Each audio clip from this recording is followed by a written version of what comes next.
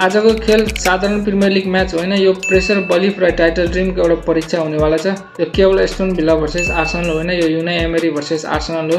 यो Martinez versus Arsenal match हुनेवाला छ र आर्सेनललाई टाइटल रेसमा रहनको लागि आजको म्याच जित्न पर्ने दबाब रहेको छ, जसमा आर्सेनलको 42 पोइन्ट रहेको छ भने थर्ड प्लेसमा रहेको एस्टन भिलाको 39 पोइन्ट रहेको छ। यदि आज आर्सेनल हार्न पुग्छ भने केवल पोइन्ट मात्र ड्रप गर्दैन, उसको टाइटल रेसको सपना पुरै हलिन सक्छ।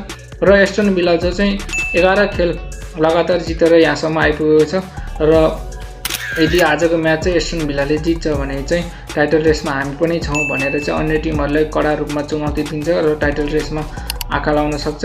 र एस्टन भिलाले चाहिँ आर्सेनललाई पछिल्लो म्याचमा चाहिँ 95 मिनेटमा चाहिँ विनिङ गोल गरेर चाहिँ 2-1 जितेको थियो भने यस दौरान एस्टन भिलाले चेल्सी, आर्सेनल, युनाइटेड र सिटीलाई हराइसकेको छ।